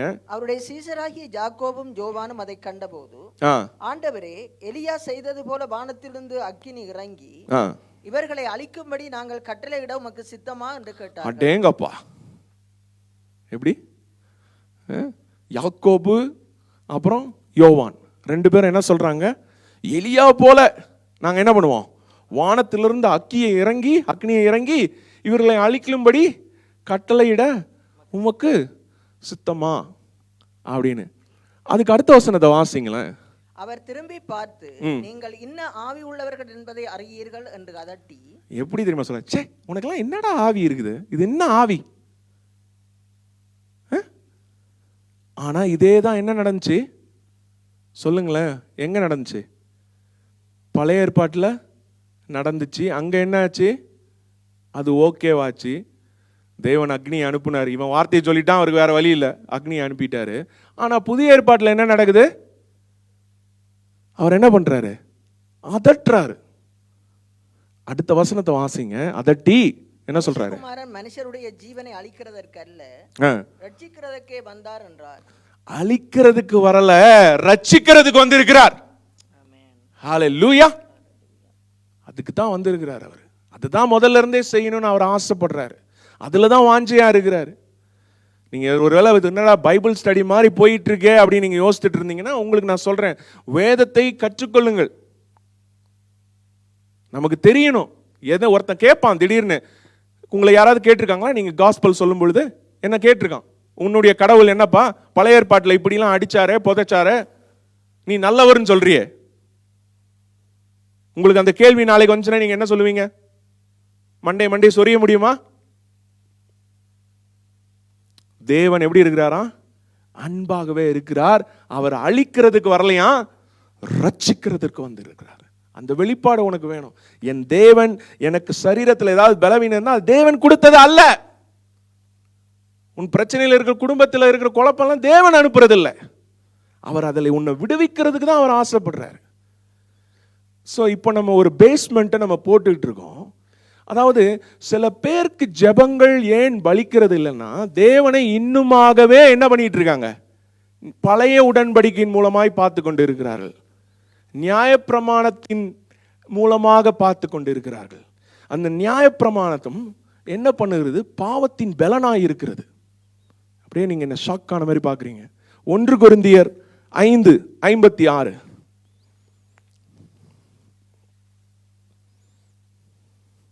1 கொரிந்தியர்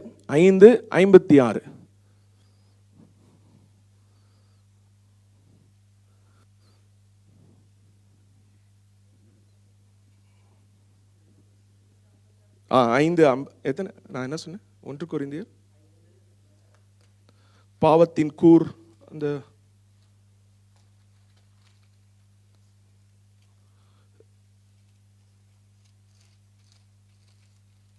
2 கொரிந்தியர் 5:56 வாசிங்க. இல்லையா? ஒரே நிமிஷம் இருங்க, நான் எடுத்துருவேன்.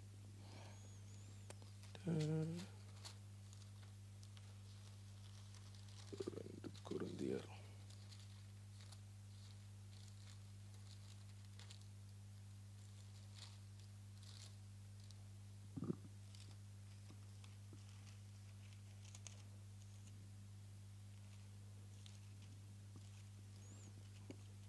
15:56. 1 கொரிந்தியர் 15:56.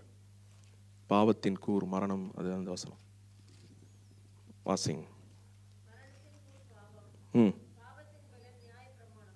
எப்படி? பாவத்தின் பலன். சோ அந்த வசனத்தை நம்ம வாசிப்போம். மரணத்தின் கூர் பாவம், பாவத்தின் பலன் நியாயப்பிரமாணம். மரணத்தின் கூர் பாவம், பாவத்தின் பலன் நியாயப்பிரமாணம். அது ஆங்கிலத்தில் நீங்க பார்த்தீங்கன்னா, the power of sin is the law. நீ இன்னும் உடன்படிக்கை பழைய உடன்படிக்கையில இருந்தனா இதுதான். நீங்க பார்த்தீங்கன்னா பாவத்தின் பலனா இருக்குதான். நீங்க யோசிக்கலாம், எப்படி நியாயப்பிரமாணம் பாவத்தின் பலனா இருக்குது அப்படின்னு. நீங்க பார்த்தீங்கன்னா நியாயப்பிரமாணம் கொடுப்பதற்கு முன்னாடியே பாவம் இருந்தது. ஆனால் அவர்களுக்கு பாவம் என்று நம்ம வசனம் வாசித்தோம்ல, எண்ணப்படவில்லை. அவர்கள் அந்த பாவத்தில் இருக்கிறாங்கன்னே அவங்களுக்கு என்ன பண்ணலையா, தெரியல. அது தெரியறதுக்கு தான் என்ன கொடுக்குறாரு, நியாயப்பிரமாணத்தை கொடுக்குறாரு. அவன் சொல்றான், கம்பேர் பண்றான். நம்ம பார்த்தோம்ல எப்படி கம்பேர் பண்ணாங்கன்னு. அதனால தான் அவன் கம்பேர் பண்ணும்போது 2 கொரிந்தியர் 10:12 வாசிங்க.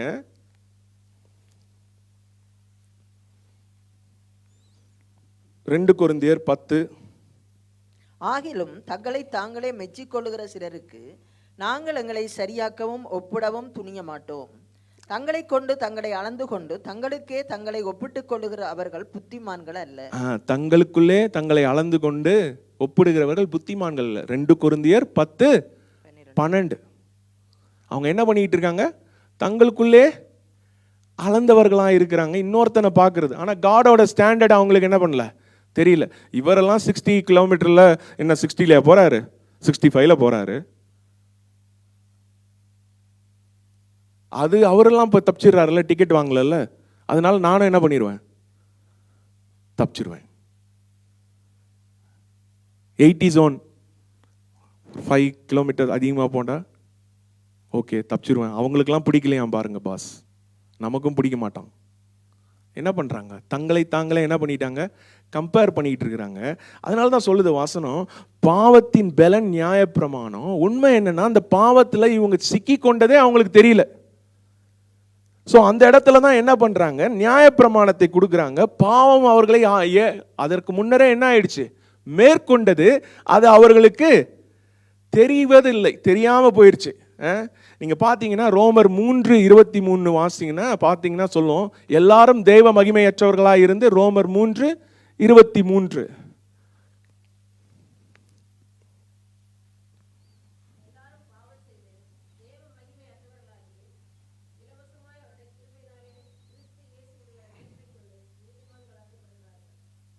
என்ன சொல்லுது, எல்லாரும் பாவம் செய்து தேவ மகிமையற்றவர்கள். அந்த தேவனுடைய மகிமை யாருடைய மகிமைன்னா அது ஜீசஸ். ஓகே, ஜீசஸோட ஸ்டாண்டர்டுக்கு யாராவது இருக்கிறோமா இங்க? யாராவது ஒருத்தராக இருக்கிறீங்களா? நீங்கள் பக்கத்தில் இருக்கிறவங்க வேணால் கம்பேர் பண்ணலாம். நான் அவனோட ஒரு அதிகாரம் அதிகமாக படிக்கிறேன், 2 அதிகாரம் பண்ணுறேன், நான் மார்னிங் மினிஸ்ட்ரிக்கெலாம் போகிறேன், 5:30 எழும்புறேன் அப்படின்லாம் சொல்லலாம். ஆனால் ஜீசஸோட ஸ்டாண்டர்டுக்கு யாராவது இங்கே இருக்கிறோமா? யாருமே இல்லை. அதனால தான் வசனம் சொல்லுது, எல்லாரும் என்ன பண்ணுறோமா? வாசிங்க திரும்ப அந்த வசனத்தை. எல்லாரும் பாவம் செய்து தேவ மகிமையற்றவர்களாகி இலவசமாய் அவருடைய கிருபையினாலே கிறிஸ்து இயேசுவில் உள்ள மீட்பை கொண்டு நீதிமான்களாக்கப்படுகிறார்கள். எல்லாருமே பாவம் செய்து தேவனுடைய மகிமையற்றவர்களாய் ஆயிட்டோம்.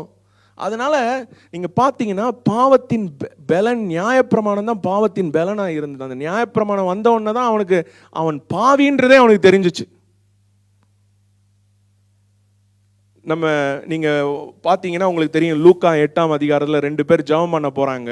ஒருத்தன் எப்படி ஜெபிக்கிறான், லூக்கா 8:11 வாசித்தோம்னா 11 to 14 வாசித்தீங்கன்னா, ஒருத்தன் போறான், நான் இவனை மாதிரி கிடையாது, அவனை மாதிரி கிடையாது, அவன் சர்ச்சுக்கு போறது கிடையாது, அவன் எப்பயாவது தான் சர்ச்சுக்கு வருவான், நான்லாம் என்ன பண்ணுவேன், தினமும் சர்ச்சுக்கு போவேன், நான் இவங்கள மாதிரி கிடையாது, நான் காணிக்கை கொடுப்பேன், நான் உபவாசம் கூட்டத்துக்கு கூட வந்துடுவேன், 2 பேர் இருந்தாலும் அந்த மீட்டிங்ல நான் இருப்பேன் அப்படின்னு சொல்லி என்ன போடுறான், ஆமேன் போடுறான். இன்னொருத்தன் என்ன சொல்றான், இந்த வசனத்தை வாசிப்போம், லூக்கா 8:14.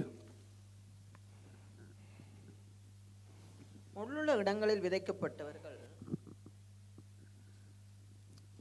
லூக்கா 8.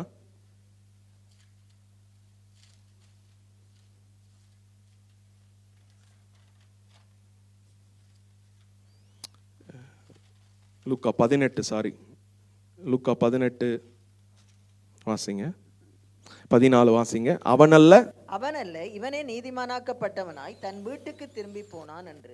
அவனல்ல, அதாவது லூக்கா 18:14 நீங்க பாத்தீங்கன்னா, தூரத்திலே நின்று தன் கண்களையும் வானத்துக்கு ஏறெடுக்க துணியாமல் தன் மார்பிலே அடித்துக்கொண்டு, தேவனே பாவியாகிய என் மேல் கிருபையாயிரும் என்றான். பாவியா என் மேல் கிருபையாயிரும். அங்க கிருபை கிடைத்தது. அவன் என்ன பண்றான், யார் நீதிமானா ஆக்கப்பட்டானா, அவன் அல்ல, இவனே நீதிமானாய் ஆக்கப்பட்டான். கிருபையை யார் பெற்றுக்கொண்டானோ அவன் தான் என்ன ஆகிறான்? நீதிமானாய் ஆக்கப்பட்டான். நீங்க பாத்தீங்கன்னா நியாயப்பிரமாணம் கொடுப்பதற்கு முன்னாடியும் அவங்களுக்கு என்ன தெரியல, ஒவ்வொருத்தனை கம்பேர் பண்ணிக்கிட்டு தான் இருந்தான். அந்த பாவத்தின் பலனாய் மாறினது நியாயப்பிரமாணம். இட் ஸ்ட்ரென்தன்ஸ் த சின். அதுக்கப்புறம் நம்ம வாசிப்போம் 2 கொரிந்தியர் 6. நியாயப்பிரமாணம் எப்படிப்பட்டதா இருக்கு இப்போ? 2 கொரிந்தியர் 3:6. புது உடன்படிக்கையின் ஊழியக்காரராய் இருக்கும்படி அவரே எங்களை தகுதி உள்ளவர்களாக்கினார். அந்த உடன்படிக்கை எழுத்துக்குரியதாயிராமல் ஆவிக்குரியதாய் இருக்கிறது. எழுத்து கொள்ளுகிறது, ஆவியோ உயிர்ப்பிக்கிறது. கொள்கிறது, ஆவியோ உயிர்ப்பிக்கிறது. அதாவது எழுத்து கொள்கிறதுனா அந்த காலத்துல மோசேக்கு எதுல கொடுத்தாருன்னா அந்த பலகையில கொடுத்தார், ஒரு எழுத்துல கொடுத்தார். அந்த எழுத்து என்ன பண்ணுதான்?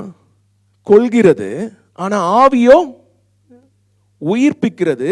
அடுத்த வசனம் வாசிங்கன்னா, எழுத்துக்களினால் எழுதப்பட்ட கற்களில் பதிந்திருந்த மரணத்துக்கு ஏதுவான ஊழியத்தை செய்த மோசேயினுடைய முகத்திலே மகிமை பிரகாசம் உண்டானபடியால் இஸ்ரவேல் புத்திரர் அவன் முகத்தை நோக்கி பார்க்க கூடாதிருந்தார்களே.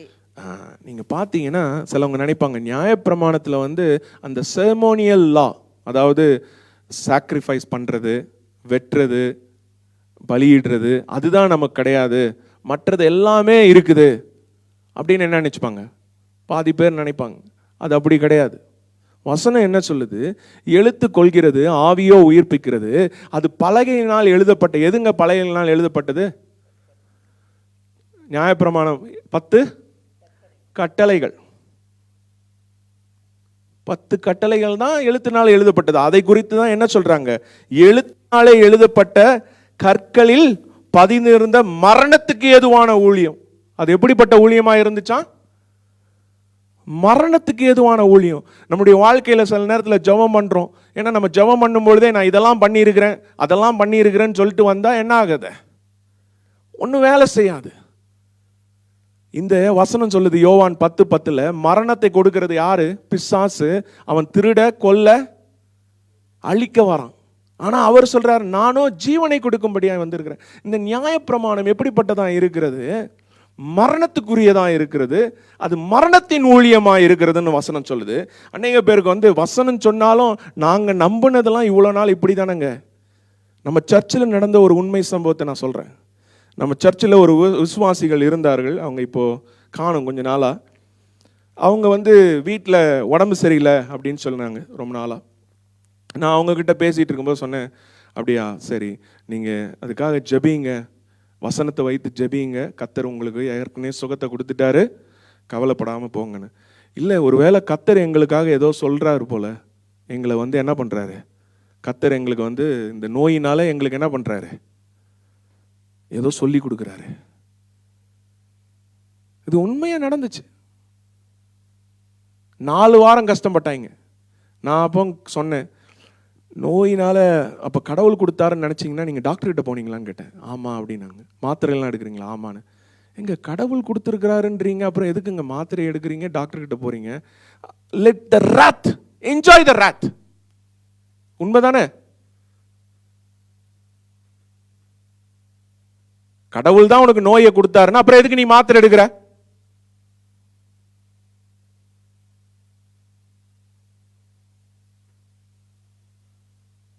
எழுத்து கொல்லும். நியாயப்பிரமாணத்தோட மென்டாலிட்டி கொன்றும், உயிரோட கொன்றும்.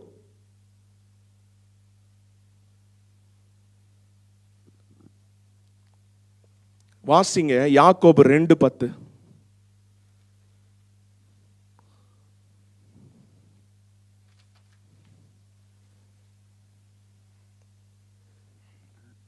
எப்படி எனில், ஒருவன் நியாயப்பிரமாணம் முழுவதையும் கை கொண்டிருந்தும் ஒன்றிலே தவறினால் எல்லாவற்றிலும் குற்றவாளியாய் இருப்பான். எல்லாத்திலும் குற்றவாளி தான். நீ நியாயப்பிரமாணம் பண்றியா, வா பண்ணு. ஆனா ஒண்ணுத்துல பண்ண தப்பு பண்ணாலும் என்னது? எல்லாவற்றிலையும் குற்றவாளி. இப்படி ஒரு எக்ஸாம் போவீங்களா? எல்லாம் 100க்கு 100. ஒன்று தப்பாயிடுச்சுன்னா என்ன ஆகுமா? எல்லாமே ஃபெயில். யாருக்காவது நியாயப்பிரமாணத்தின் மூலமா தான் நான் கடவுள்கிட்ட போவேன்னா நல்லா பண்ணு.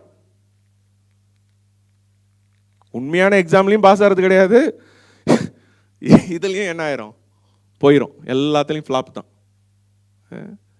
நியாயப்பிரமாணத்தை வச்சுக்கிட்டு கடவுள்கிட்ட இப்போ நம்மளால யாராலையும் என்ன பண்ண முடியாது, வர முடியாது. அது இயேசுவானவர் வருவதற்கு முன்னாடி கொடுக்கப்பட்டது. எதற்காக கொடுக்கப்பட்டது? அவனுக்கு பாவின்றதே தெரியல, அவனுக்கு ஒரு மேசையா தேவைன்றதே தெரியல, பாவத்துல இருக்கிறோன்ற ஒரு அறிவுக்கும் ஒன்றும் தெரியல. அதனாலதான் கொடுக்கப்பட்டது. அதனாலதான் யாக்கோபு 2:10 சொல்லுது, நீ நியாயப்பிரமாணம் பண்ணனா எல்லாத்தையும் பண்ணணும். எல்லாம்னா என்னது? சாக்ரிஃபைஸ் பண்றதுல இருந்து சாபத் டே. நீங்க சாபத் டேல இருக்கிறீங்களா யாரும்? சாபத் டேனா என்னன்னு தெரியுமா? வெள்ளிக்கிழமை சாயங்காலத்துல இருந்து சனிக்கிழமை சாயங்காலம் அன்னைக்கு தான் நீங்க ஆராதிக்கிறீங்களா? யாராவது அப்படி ஆராதிக்கிறோமா? இல்ல. அவர் எல்லாவற்றிலும் நம்மளை விடுவித்திருக்கிறார். இப்ப நம்ம வாசிப்போம். நான் சொன்ன நியாயப்பிரமாணம் பாவத்தின் பலனா இருக்கிறது. நியாயப்பிரமாணம் எழுத்து என்ன பண்ணுதா? கொல்லும். அப்போ இப்ப வாசிப்போம் 2 கொரிந்தியர் 3:8-9 வாசிப்போம்.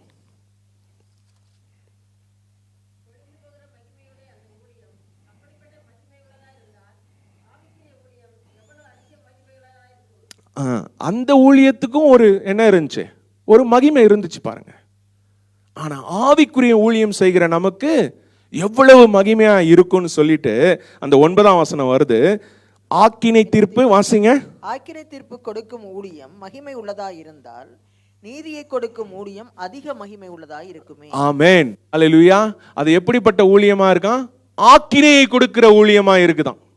நியாயப்பிரமாணம் எப்படிப்பட்ட ஊழியமா இருக்குது? ஆக்கினையை கொடுக்கிறது, காண்டம்னேஷன். அது ஒருத்தனை என்ன பண்ணிரும்? குற்றப்படுத்திக்கிட்டே இருக்கும், காண்டம் பண்ணிக்கிட்டே இருக்கும். அதுதான் நமக்கு என்னப்பட்ட ஊழியம் கொடுத்திருக்குது? ஆவியின் ஊழியம். அது உங்களை எப்பவுமே சொல்லும், நீ யூஸ்லெஸ், நீ வொர்த்லெஸ், உன் ஜெபத்தை கடவுள் கேட்க மாட்டாரு, உன்னுடைய குடும்பத்துக்கு இந்த ஆசீர்வாதம் கிடைக்காது, உனக்கு நீ எவ்வளவுதான் போராடினாலும் இது கிடைக்காது அப்படின்னு சொல்லிட்டு என்ன பண்ணிக்கிட்டே இருக்கும்? எப்ப பாரு வந்துகிட்டே இருக்கும். சாத்தான் இந்த இதுல நியாயப்பிரமாணத்துல நம்புறவங்களுக்கு சாத்தான் ஒரு பெரிய ரொம்ப சந்தோஷம் அவனுக்கு.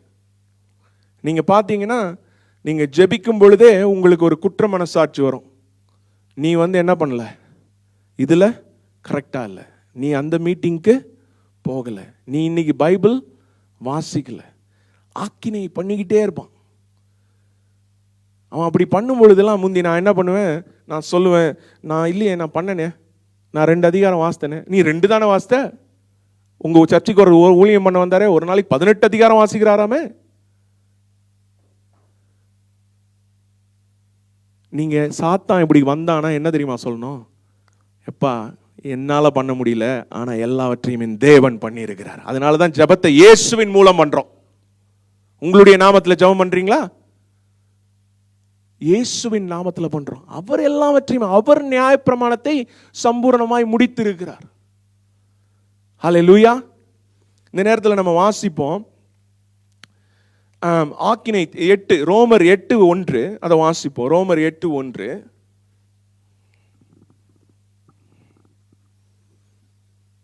ஆனபடியால் கிறிஸ்து இயேசுவுக்கு உட்பட்டவர்களாய் இருந்து மாமிசத்தின்படி நடவாமல் ஆவியின்படியே நடக்கிறவர்களுக்கு ஆக்கினை தீர்ப்பில்லை. ஹல்லேலூயா.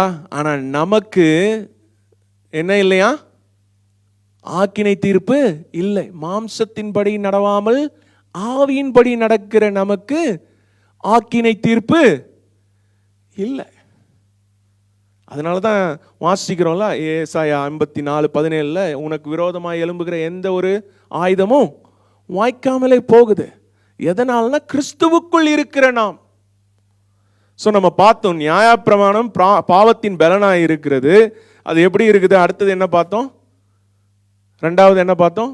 அது மரணத்தின் ஊழியமாய் இருக்கிறது. அது ஆக்கினை தீர்ப்பை கொண்டு வருகிறதா இருக்கிறது.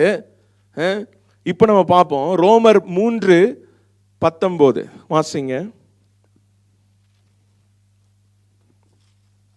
மேலும் வாய்கள் யாவும் அடைக்கப்படும்படிக்கு உலகத்தார் யாவரும் தேவனுடைய ஆக்கினை தீர்ப்பு ஏதுவானவர்களாகும் படிக்கும் நியாயப்பிரமாணம் சொல்லுகிறதெல்லாம் நியாயப்பிரமாணத்துக்கு உட்பட்டவர்களுக்கு சொல்லுகிறது என்று அறிந்திருக்கிறோம். நியாயப்பிரமாணம் சொல்றதெல்லாம் நியாயப்பிரமாணத்துல இருக்கிறவனுக்கு தான். உங்களுக்கு எனக்கு நியாயப்பிரமாணமே கொடுக்கல. யூதர்களுக்கு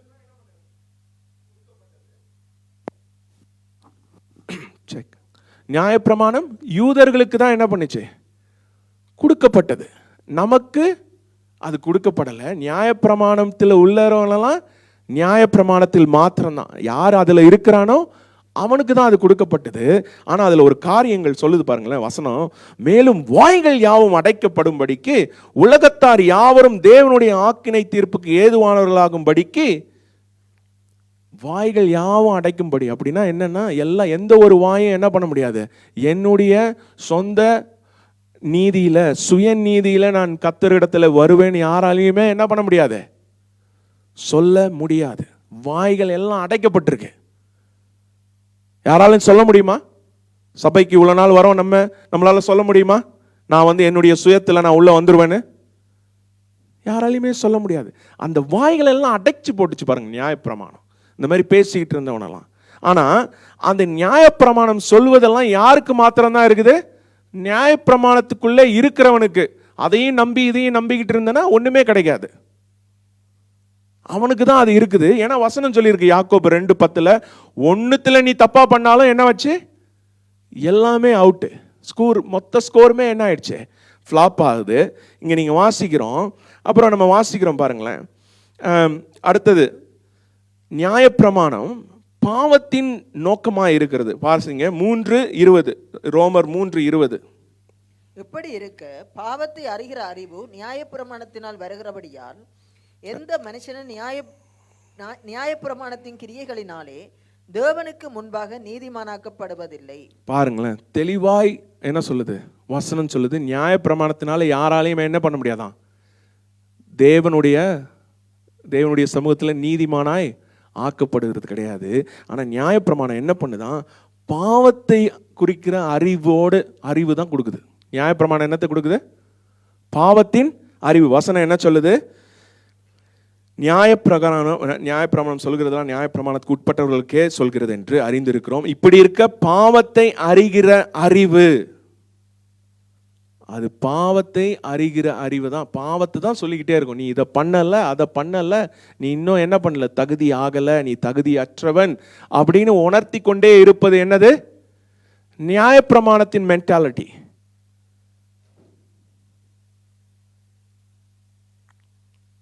ஸோ அந்த நியாயப்பிரமாணம் என்ன பண்ணுகிறது? அந்த பாவத்தை குறித்த அறிவை கொடுக்கிறதே தவிர, நீ தேவனிடத்தில் நீதிமானாய் ஆக்கப்பட்டாய், உன்னுடைய பாவங்கள் மன்னிக்கப்பட்டது, உனக்காக கிறிஸ்து எல்லாவற்றையும் செய்து முடித்திருக்கிறார், உனக்கு புத்திர சுவிகாரத்தை கொடுத்திருக்கிறார், உனக்காக எல்லாவற்றையும் செய்திருக்கிறார் சொல்ற அறிவை உங்களுக்கு கொடுக்கிறது கிடையாது. அதனாலதான் சொல்லுது வசனம், பாவத்தை அறிகிற அறிவை தான் கொடுக்கிறதே தவிர மற்ற எதையுமே என்ன பண்றது இல்லை, கொடுக்கிறது கிடையாது. அது it takes the diversion from God and to make it to focus yourself. நான் இப்படி இருக்கிறேன், நான் அப்படி இருக்கிறேன், கர்த்தரை பத்தி சொல்றதை விட்டு என்ன பண்ண ஆரம்பிச்சிட்டான், நம்ம எப்படி இருக்கிறோம், ஓ இதுல நான் சரியா இல்லை, அதுல சரியா இல்லை, அப்படியே நம்ம ஆகிட்டோம். நான் ஒரு கதை சொல்றேன் பாருங்களேன். ஒரு போதகர் ஒரு ஊர்ல இருந்தாராம். என்ன இருந்தாரு? ஒரு போதகர் இருந்தாராம். அவர் சர்ச்சுக்கு வந்தாராம்.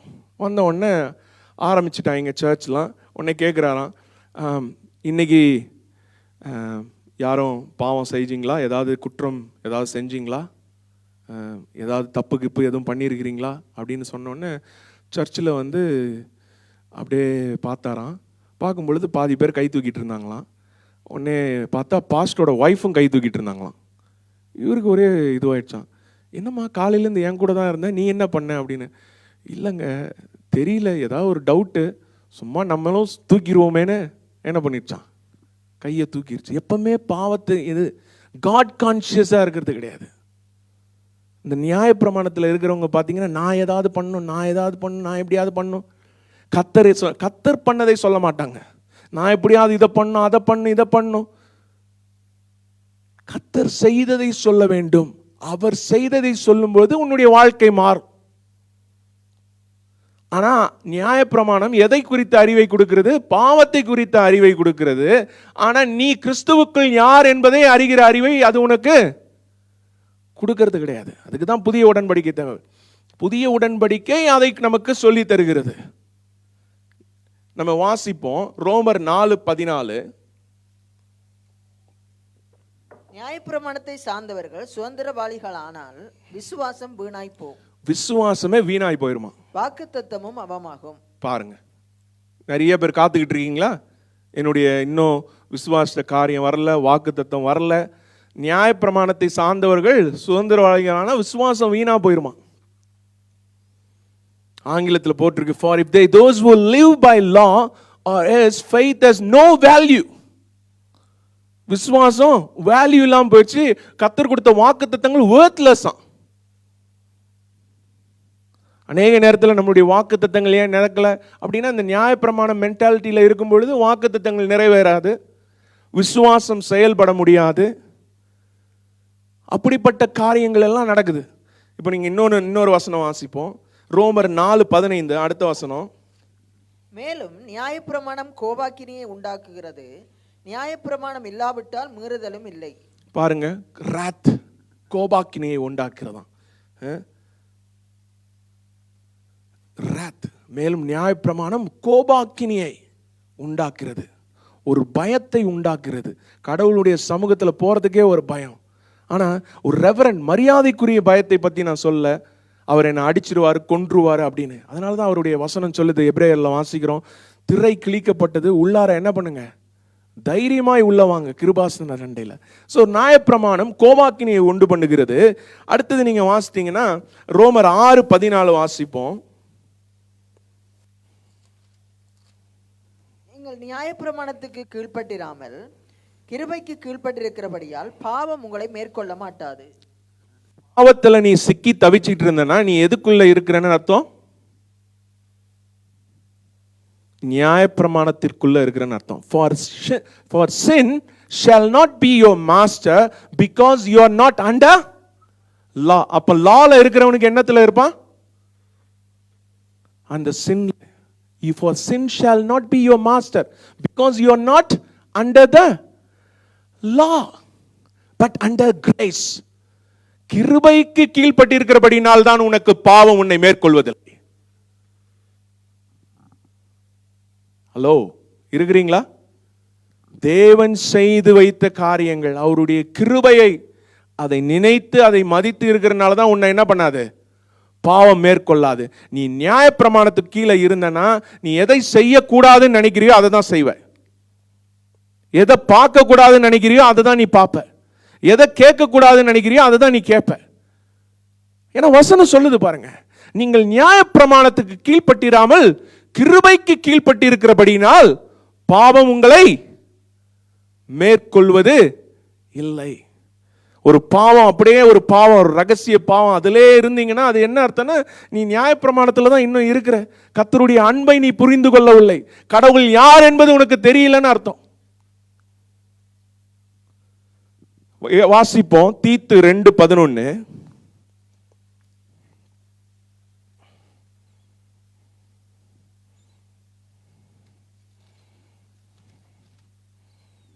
ஏனெனில் எல்லா மனுஷருக்கும் ரட்சிப்பை அளிக்கத்தக்க தேவ கிருபையானது பிரசன்னமாகி நாம் அவபக்தியையும் லௌகீக இச்சைகளையும் வெறுத்து தெளிந்த புத்தியையும் நீதியையும் தேவ பக்தியும் உள்ளவர்களாய் உலகத்திலே ஜீவனம் பண்ணி. சோ இதுல என்ன சொல்லுது? கிருபையானது பிரசன்னமாகி என்னாச்சு?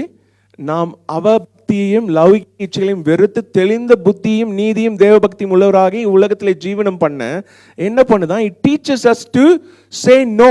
இங்க முதல் வசனம் வாசித்தீங்கன்னா, the glorious appearing of a great God and Savior Jesus Christ. 12 போடுங்க. It teaches, grace teaches us to say no to ungodliness and worldly passions, to live self-controlled, upright and godly lives in this present age. இங்க நீங்க தமிழ்ல வாசிக்கும் பொழுது சொல்லுது, நான் அவபக்தியையும் லௌகிக இச்சையும் வெறுத்து தெளிந்த புத்தியும் நீதியும் தேவபக்தியும் உள்ளவராகவும் இவ்வுலகத்திலே ஜீவனம் பண்ண. 11வது வசனத்துக்கு போவோம். அதுல சொல்லுது பாருங்க தெளிவா, ஏனெனில் எல்லா மனுஷருக்கும் ரட்சிப்பை அளிக்கத்தக்க தேவ கிருபை பிரசன்னமானி. For the grace of God that brings salvation has appeared to all men. அதுக்கப்புறம் அடுத்த வசனத்தில் பார்த்தீங்கன்னா, it's teaching the holiness of God. It teaches, எது teaches? Grace. To say no to ungodliness. கிருபை தான் உங்களை என்ன பண்ணுது? பரிசுத்தமாய் மாத்துகிறது. தேவனுடைய அன்பை, அவருடைய கிருபையை அணிந்து கொள்ளும் பொழுது அது என்ன பண்ணுது? இந்த உலக பிரகமான அவபக்தி, லௌகிய இச்சை இதெல்லாம் வெறுக்க செய்யும்படியாய் அது என்ன பண்ணுது? செய்கிறது. அது இதெல்லாம் எது செய்யுது? கிருபை. கிருபை தான் செய்யுது. ஆனா நியாயப்பிரமாணம் இதற்கு மாறான காரியங்களை என்ன பண்ணுது? செயல்படுத்துகிறது. எதுக்கு நியாயப்பிரமாணம் கொடுக்கப்பட்டதுன்னா, ஒரு மனுஷனுக்கு தேவன்